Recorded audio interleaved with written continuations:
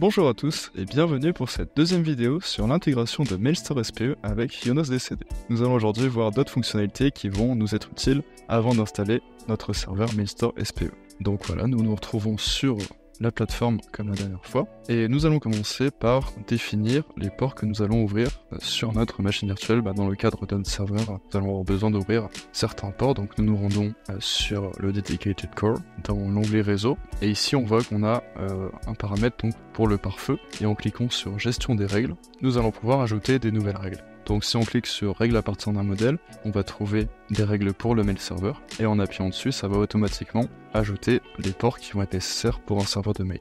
On appuie donc sur ajouter, voilà, on voit qu'il s'affiche ici. Et on peut également ajouter une règle pour autoriser le remote access. En l'occurrence, nous, c'est un serveur Windows, donc on va l'activer pour Windows, comme ceci. Voilà. Maintenant que ceci est fait, nous allons nous connecter à distance à notre machine virtuelle. Pour ceci, on va appuyer sur le Dedicated Core, on va dans l'onglet réseau, et ici, dans IPv4 configuration, nous allons trouver notre adresse IP. On la copie, et maintenant, il nous suffit de lancer la connexion au bureau à distance, comme ceci. Et on va donc pouvoir entrer nos identifiants. Donc par défaut, l'utilisateur va être administrateur. Et le mot de passe est celui que vous aviez défini lors de la création de votre machine virtuelle lorsque vous aviez choisi le système d'exploitation. Et voilà, nous sommes connectés. Nous allons donc maintenant créer un nouvel utilisateur.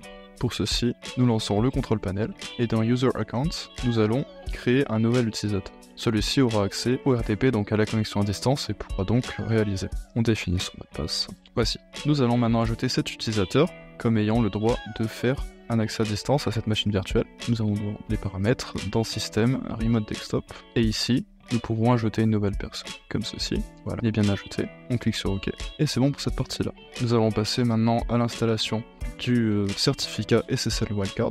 Pour ceci, donc, vous devrez après avoir le fichier. Ici, c'est un fichier PFX, et il suffit de l'exécuter, comme ceci.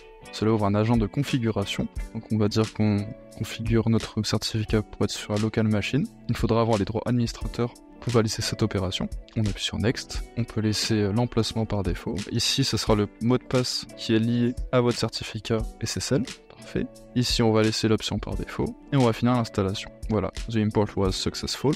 Parfait, nous allons vérifier que le certificat est bien maintenant installé. Pour ceci, nous pouvons taper dans la barre de recherche Certificate et on voit ici Manage Computer Certificate, on va cliquer dessus. Et dans l'onglet Personal et Certificates, on voit ici qu'on a bien notre certificat avec la petite clé qui montre que c'est bien sécurisé. Voilà, c'est la fin de la vidéo. Nous verrons dans une prochaine vidéo l'installation de Mailstore SPE. À bientôt.